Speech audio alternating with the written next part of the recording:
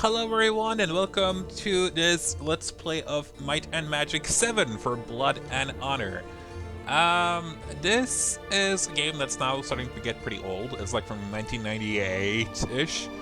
And it's a game that was one of the first games I started playing like on my own. I was introduced to it by my brothers, but it was one of those games that I, for the most part, learned to not master, but I learned to play it on my own, and I grew to fall in love with it on my own. This was also the first introduction I had to... No, it's not actually. But it was my real first interesting introduction into the Might and Magic universe. My first introduction to Might and Magic was through Heroes of Might and Magic 2, but I always failed at that game, so... Yeah, let's pretend it's this one. So, even though we technically actually had a possibility to play Might and Magic 6, Might and Magic 7 was the game we played first, and I'm kind of happy about that, because Might and Magic 6 and Might and Magic 7 are kind of like very different games. And if I hadn't fallen in love with Might and Magic 7, I'm not sure if I had fallen in love with Might and Magic 6 the same way.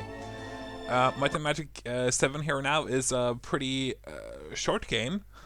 Let's say it's under like 13-14 hours long, maybe.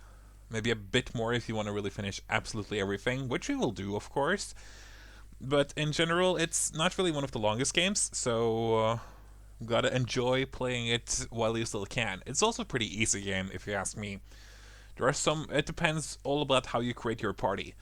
And of course, anyone who has played this game before will tell you that the best party in the game is Thief, Cleric, Sorcerer, and I would also add Knight here in the beginning. So this is actually the setup that's here right now. Is, according to me, the best party setup already. Like, the game actually presents the best party setup to you. And we're gonna change it up to make it a bit more challenging. This is the party I normally play with if I want to like do it quickly. But with this party, you master absolutely everything. You master fighting, you master assist skills, and you master clerical magic, and you master like elemental magic, and that's all you need. So we're gonna change it up. I always, when I wanna play like this, I always tell myself that we can only keep 2 of the original 4 classes. So immediately I think, okay, we're gonna drop the Knight. Ooh, I really want to keep the Thief. I really do.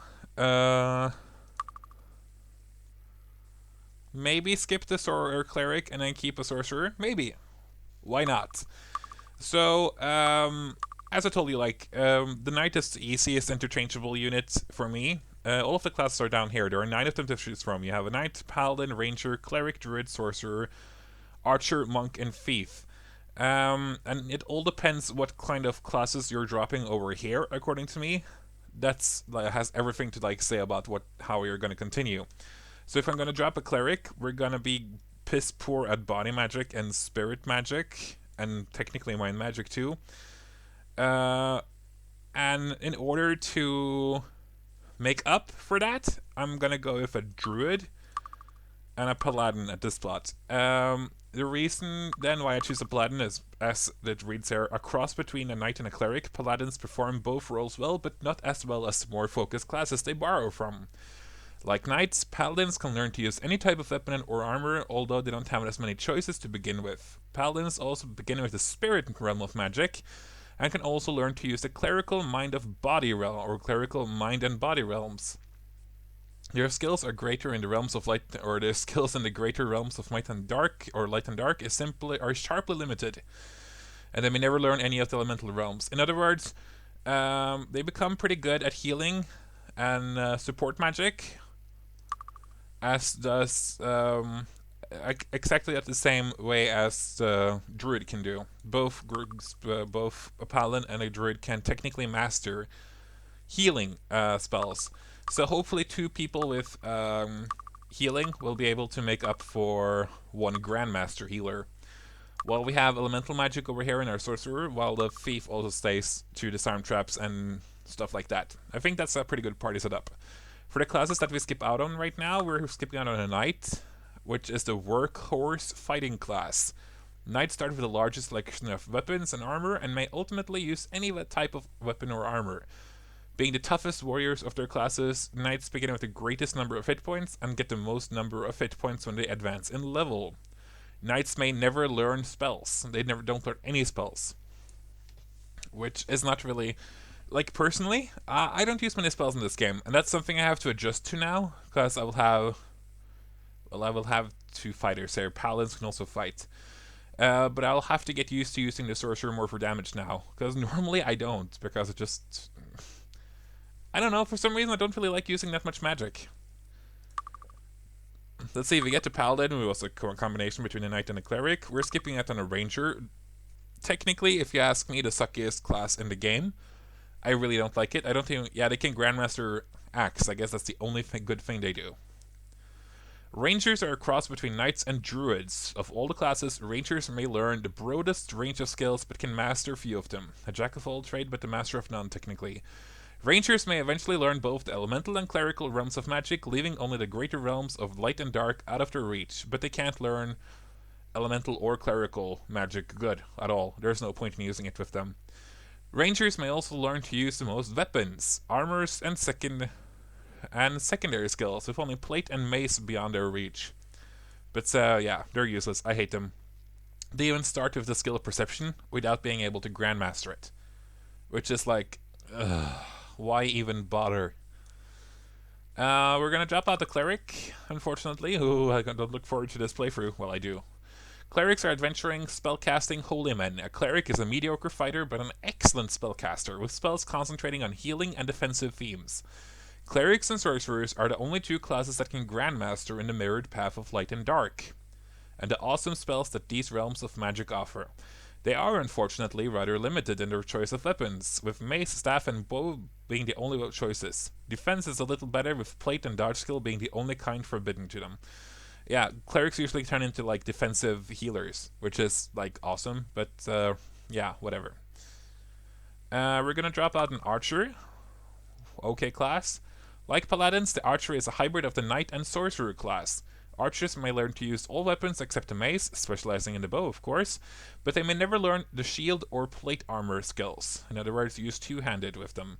They are compensated with the ability to learn magic from the elemental schools. The greater realms of light and dark can be learned on their second promotion, but they will never be very skilled with them. We're dropping out on a monk too. Monks concentrate on unarmed combat. Monks are second only to knights in combat, and they have access to spells from the clerical schools of magic when they are promoted to initiate. Actually, I like monk quite a lot, but I usually play with a monk, so I'm gonna go with the paladin instead in this playthrough. The thief class concentrates less on fighting and more on utility skills, such as disarming traps and stealing. Although they aren't as good with weapons and armor as knights, thieves are still better fighters than the semi and full spell using classes. Thieves may eventually use spells from the elemental schools, but they will never be very good at them. Druids are a hybrid of the Sorcerer and Cleric classes. They make poor fighters, better only than the lovely Sorcerer, and have relatively few hit points. On the plus side, Druids can use both Sorcerer and Clerical magic. Druids may not learn light and dark magic, and they can only use the staff, dagger, mace, and bow as weapons, while wearing only leather and shield as armor. Most secondary skills are open to Druids. Another class, it's like kind of like the Ranger is like the Jack of all trades but the Master of none. That's the Druid too. A Jack of all trades in magic, but the Master of none. Students of the realm of elemental magic, sorcerers concentrate on offensive and utilitarian magic. Sorcerers are downright rotten fighters, barely able to learn to use the dagger, the staff, and the bow effectively. They are allowed to use only leather armor, cannot use shield, and have the lowest hit points of all the classes. With that aside, sorcerers can wield mighty offensive spells that have access to the mirrored path of light and dark, from which comes the best spells in the land. So technically, this game has like 4 or 5 technically, 4 like base classes. No, 4, 3 maybe. Yeah, the knight, you have the cleric, you have the sorcerer, and then you have mixes between all of those 3, except for the thief. I guess. Mix between a sorcerer and cleric results in a druid. Mix between a sorcerer and a knight returns in an archer. Mix between knight and cleric returns in a paladin. Okay, and then there's 3 more classes, I guess, on monks, thieves, and rangers. Yeah, that makes sense. Oh no, there's a mix between a knights and druids. Okay, never mind. I don't get this. But anyway, we've gone through all of the classes right now, so you see, like, there's a huge selection of party members to choose from. I love all of them almost. There are a few standard boring ones, unfortunately. What we're gonna do is that we're just gonna... Pick me. Oh yeah. Go through all of them and... or not all of them. Go through all of them today, find somebody that I like. Normally I try to pick like 2 women, 2 men, and then do one of each race. There are 4 races here. You have a goblin, you have humans, you have dwarves, and you have elves. And most people will, like, in the beginning, they like to tell you that that actually matters quite a lot because of the skills that they start with, and certain skills are good for certain classes. Like as a paladin, you get spell points from having a lot of personality. But to be quite honest with you, I always just ignore that. Yeah, it makes it a bit more challenging in the beginning, and I say a bit, not much, but a bit. I just don't see the point in, you know, not always having an elven sorcerer. I think that's just boring. So I like to mix it up. Like, for an example, then yeah, like a goblin paladin would be a semi-good idea, because it would be a goblin or a paladin that's good at fighting, but not as good at the healing as I want this paladin to be. I'm the one you want. You want to ride high? Ride with me. Oh, I like his name though, Reynaldo. Pick me. Homer. Choose me. I am the one you need. Oh, I love that voice. I have tried to during the playthrough of this game, I've tried to adjust the sound in the background to be loud enough for you to hear it, because the music, I'm talking about the musical themes right now, they are awesome, they're well made, and they bring a certain spirit to the game that I want it to remain while playing through it. And I've also set the voices of the people to the maximum because I think they are hilarious. Don't get me killed. Like Pixie the Paladin. I mean, how can I refuse Pixie the Paladin? I love this woman. This redheaded woman right here, she is the world's most negative woman ever. So I'm gonna keep her. I like the name Pixie, especially because it's like something frail. Pixie. So, yeah. Pick me. What could go wrong? Dolores. Pick me for your party. Pick me. Pick me. Pick me. Aristides, the thief. Why not? I like his voice, and I've never seen this name before, so we're gonna go with that one too. Please pick me. Pick me. Choose me. You have to choose me. I'm the one you want. Lucille, that just reminds me of Lucille Blue from Arrested Development. Pick me. Gretchen. Choose me. You want to ride high? Tally ho. Choose me. Please, pick me. Please. Pick me. What could go wrong? Celeste. Choose me. Pick me. Didn't Come know on, that was a pick name me. possibility. Hey, right here, Chief. Yuri. I want in. Please choose me. Come on, pick me. Carlos. Right here. Pick me. Pick me. How about me? I can do it. Choose me. Roy. You have to choose me. Oh, there we go. Betsy. I love this girl too. She was in the first party I ever made. Contained 2 goblins and 2 elves, and it was the worst party I've ever had. Oh, I should try to recreate them, I guess, but no. Pick me. I want in. Please choose me. Come on, pick me. Right here. Pick me. Pick me. Pick me. I'll be helpful. Don't leave home without me. Harriet the Sorcerer. Right here. How about me? Lucky! Of course we're going to have to go with Lucky the Sorcerer. One trick that you do at the start of every single playthrough of Might Magic VII is that you decrease the luck as much as you can. Because you find in this game there are a bunch of like items you can click on, and one of them all the way down the beginning will raise your luck up to 11 or something. So it doesn't really matter if you decrease this, and you just get more points to distribute on the other skills. So yay. Let's see here right now. Pixie the Paladin, she will need some more personality because I want her to eventually start healing together with Betsy. Aristides, I guess we can raise his accuracy more while we decrease his intellect a bit, because we're never going to cast any magic with him at all.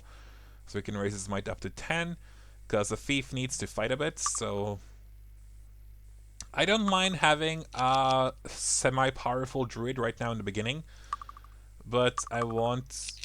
This is going to cost a lot of points, but want her to have at least 10 in both intellect and personality, as that both affects druids' spell points.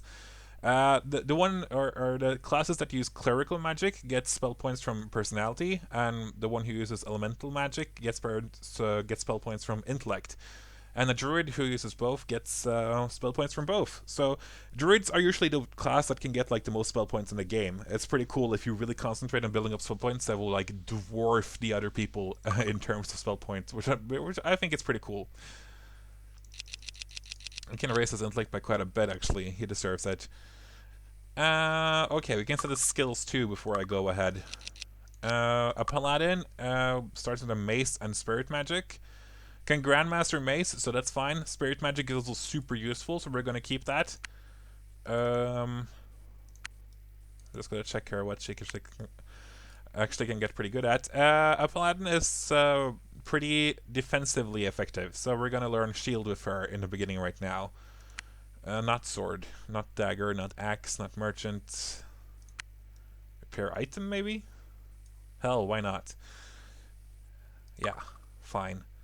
We're gonna disarm traps with Aristides the Thief, so we're gonna keep that. I think they can master merchant, but I think this will be a playthrough where we don't bother with merchant at all. We're gonna learn bow with Aristides. Everyone is gonna learn bow after we leave the first area. That's like my golden rule. Unfortunately, thieves start with stealing. I hate stealing, but you know, here we are. Betsy the Druid, you're gonna learn body magic, as I put on you before. And leather armor, because you need actually they can learn how to grandmaster alchemy, or only group or only class in the game that can learn how to make potions at such a high level. Maybe we're gonna learn that later, maybe. Lucky the Sorcerer, you can learn air magic and you can learn leather armor, because then you have fire and air, which are the two of the most useful magic types in the game. Who was the one now who... Oops, nope. Nope, stop it.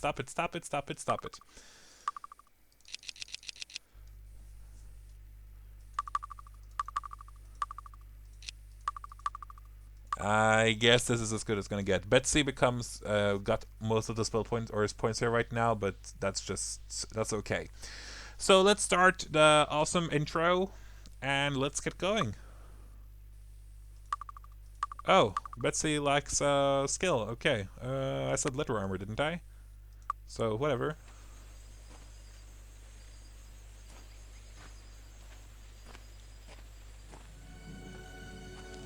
I'm gonna be quiet during this thingy video cutscene. Hear ye, hear ye.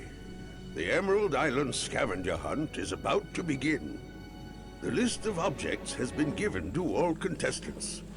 As you know, the winners of the contest will be awarded title to Castle Harmony and the surrounding lands. Be careful. Emerald Island can be dangerous. Last night, 3 contestants disappeared, and we are concerned for their safety. During the contest, please be on the lookout for our missing contestants. If you find a piece of equipment in the woods, return at once with the clue. It may save their lives.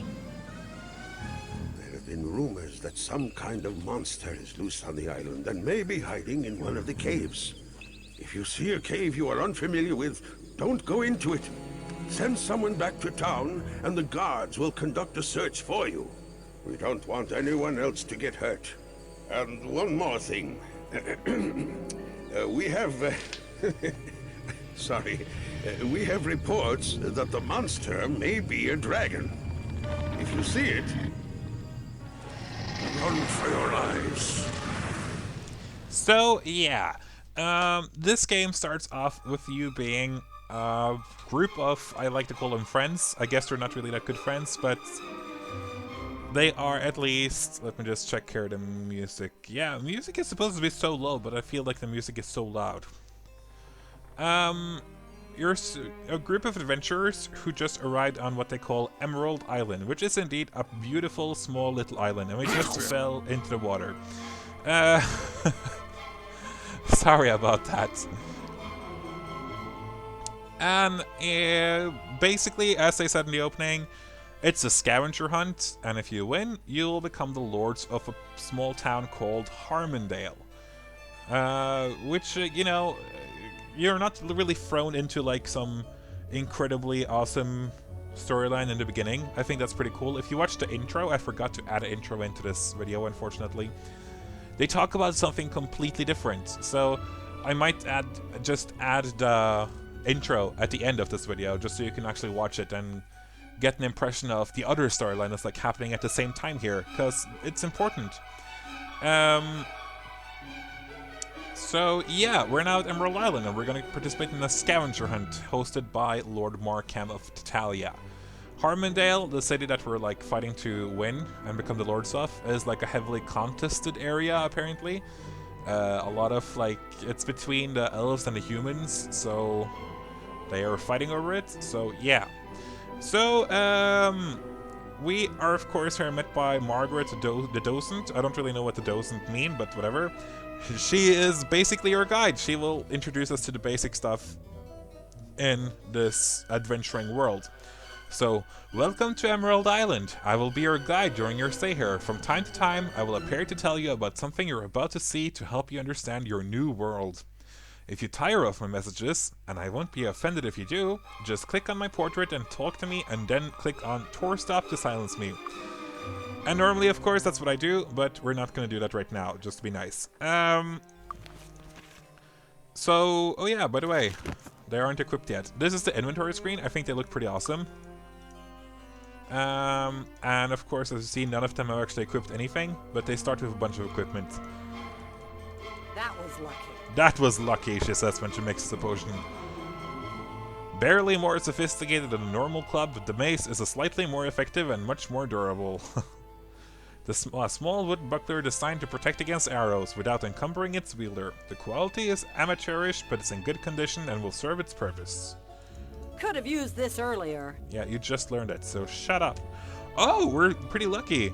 A perfect mix. You know, every single person here starts out with a ring. I'm always happy to start out with pearl rings compared to, for an example, this brass ring, because they're worth more. But rarely do I get something that's actually useful. And this is perhaps the most useful ring I've ever started with in my life. We're very lucky right now, the Pearl Ring of Disarming. Because it gives me more disarm skill, which we actually really need in the beginning. So now we have disarm skill 1, and then it's a bonus +3 at the bottom. That will help us once we get off this island a lot. Of course, Aristides starts with a dagger and a crossbow.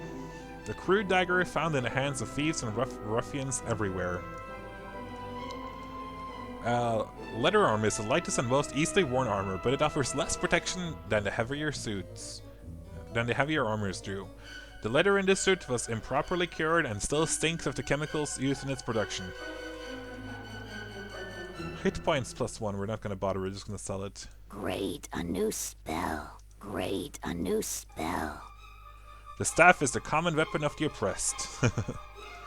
Water resistance, not going to bother using. Another spell learned. Another spell learned. So, you start with one magic type, like, with the magic you learn, like, for example, with Betsy we started with earth magic, and we also started with body magic. Now we also know how to heal, for an example, which is super nice. Here we have my favorite spell in the world, Wizard Eye. Look at the minimap. Oh, that's so nice, you have no idea. So yeah, we're ready to start rolling. I assume that this lady will turn up to like tell us a bunch of shit eventually, but Greetings and salutations to you. all of these NPCs you see around here, or at least most of them, you can talk to and hire them, and we will hire some eventually because they're actually pretty useful. There's always a chest here at the start of Emerald Island with items that are identified. Normally when you open up a new chest, the items inside will not be, you know, you have no idea what they are because you can't identify them on your own. But luckily, this chest is always identified. We found a better bow here compared to the crossbow. If you open up the stats window, you can like change like this and see that we get 1 more in minimum damage and 2 more in maximum damage, which is good. We're gonna save the crossbow though, because as I said, we want to learn bow with every single one of these people before long. You saw the dragon in the beginning, for an example. Okay, that's actually a good place to start. We're gonna go visit the dragon almost immediately. The reason being because there's a lot of money in doing that. What we can do first, actually, is to visit the ones hosting this contest. You are standing in front of the house in which Lord Markham has set up his temporary headquarters in Emerald Island. Lord Markham is the benefactor behind the scavenger hunt you are no doubt eager to win. The contest judge is also inside, and he is the one you need to talk to in order to turn in hunt items that you have found. His Grace, Lord Markham, Duke of the Western Lowlands. Oh yes. I am Lord Markham, the benefactor providing what the castle that is the prize of use in this contest. If you win, you'll be in charge of one of the most scenic areas in all of Raphia. Harmondale is just outside of the Tellurian forest, right on the edge of the elf-human border. And I'm sure you'll love the castle. It's a bit of a fixer-upper, but it's quite roomy and has excellent ventilation. It breaks my heart to part with this property, but I feel that the time has come for me to give something back to the people. Isn't this hunt exciting? I really am grateful you came to my little event, and I hope you have fun, even if you don't win. I think it's great that everyone is competing in a good spirit of good sportsmanship and camaraderie. Oh, keep in mind that I have 1,000 gold reward for the group to bring back information on the contestants that have disappeared. We actually got our first quest. Find some information on the people. Good afternoon. My duty is to verify that you have all the items necessary to win the contest. You are required to bring a red potion, a longbow, a floor tile from the Temple of the Moon, a Wolfie hat, seashell, and an instrument to me. You can bring them in any order, just show them to me one at a time so I may verify them. We have nothing so far. You can actually be lucky, since we started out with a few potions, and you can start out with a red potion if you're lucky. So before we end this first episode, we're gonna go and visit the dragon, who hides on this side of the island. I think it's kind of amazing that they haven't found the dragon yet, because he lives pretty close to this house. Like, you see the dragon's cave over here. There's even a woman walking. Sally, of course, walks by it. There's even a house there with Donna Verith. Oh, the mother of Sally, apparently. I recall a few strangers poking around at the entrance to the dragon's cave recently. I didn't notice if they went inside, but I haven't seen them around since. They must have realized how dangerous that place is and headed back to town. The cave right behind my house is not the abandoned temple. It belongs to Morcarek the Pitiless, the dragon of Emerald Island. He doesn't appreciate visitors, so I wouldn't advise going there. The abandoned temple is buried in the hill south of my house. You can get to it by entering the caves at the top of the hill. Because I guess they were like afraid that some few new people in this game, like new players, would try to enter this one and think that it was what they call the Temple of the Moon. Because yeah, it kind of looks like it. Sometimes you will see pedestals like this. They will offer you a supportive spell, and in this case it's protection from fire. You saw this light lit up right there. Ooh. It isn't wise to enter this cave. A terrible dragon lives within, and few who enter leave alive. If you really want to enter, just click on the back wall of the cave. A large dragon obviously makes his residence in these caves. Perhaps this is where those missing adventurers are. Indeed it is. Do you think it's safe? No, I don't. Aristides and here we see the red dragon. We're gonna kill you, before we leave. Right now, in the beginning, when we enter, there's a bunch of rats here, which will occupy the dragon while you can run around and pick up everything that's around here. Because, this is important for quests and stuff. Ow! Ow! Ow! When we hear damage, that's hopefully from the dragon. No, not from the dragon, but from the rats who attack you too. But after a while, of course, the dragon will kill all of the rats, and then you're stuck with the dragon who tries to kill you. Which is not pretty when it happens. I think we picked up everything that's in here right now. I'm starting to master, knock on wood, running away from this dragon and not get killed by him. Now we're alone with him, so let's get out. Hey, Hurry, we gotta get out of here. Yeah. Oh, it doesn't buy a Centret Cave. No, I know. So we picked up a few things here right now. It all sucked, but as you might remember, like, we found a contestant's shield. It's a quest item. It even tells us it's a quest item. Blood stains the backside of this battered shield. The owner must certainly have been killed while using it. We also found... Hey, what's that? Yeah, it's unidentified, but it's a longbow, which was also another requirement. A perfect mix. We now also mix a red potion, another requirement. So, we found a lot of good stuff in there. So we're gonna head back to town. We're gonna call this an episode. I'm gonna see you in the next one. Yeah.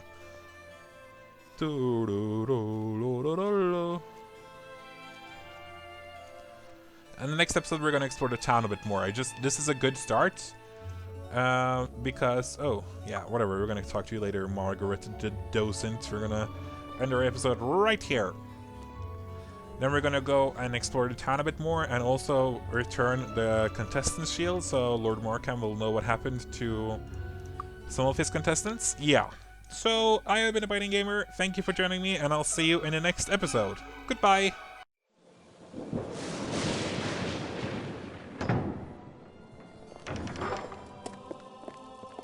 Master Iron Fist, Lieutenant Cleric and Sergeant Piridak reporting. Proceed. While dutifully patrolling the beach at Brighton Point as ordered, we detected a large raiding party of 40 elves invading our territory. When the time was right, we attacked. Oh, how brave. The enemy fell back before the fury of our attack. We accepted our duty to defend our fair land. We killed at least half a dozen of them before they knew what was happening. The rest ran like pigs from an axe. We gave chase, and I saw with my... What is so amusing, Master? Nothing. Continue. Of course. As I was saying, we were chasing the goblins, shooting them in the backs because they would not stand and fight honorably. Regrettable, but necessary. Yes, Your Majesty. We had slain nearly all of the goblins when we saw the sea monsters approaching. At first, we thought they had come to help the goblins, but it soon became clear their arrival had nothing to do with the fight on the beach. We ran for cover in the rocks. Each was carrying a bag around his waist, and each was wearing a curious amulet that looked like a small black box. What? Wait a minute. Go back. You mean the part where I personally slew 2 elves with a single arrow? No. After that lie. Tell me about the boxes. They were about 1.5 inches on a side and made of smooth black metal. We couldn't get a closer look. Those boxes sound like something out of legend. What happened next? The sea people began to quarrel, when one group turned abruptly and started walking away down the beach. The remaining started walking the other way. In the morning, we found that one of them had shed its skin on the beach. Their tracks had washed away in the tide, so we decided to return to base and report. Thank you for your report, Lieutenant Cleric. I am pleased to hear something interesting for once. You are promoted to captain. Assemble a search party at once and find those sea people. If you succeed, you can keep the promotion, as well as your life. Oh, and Cleric, one more thing. Good luck.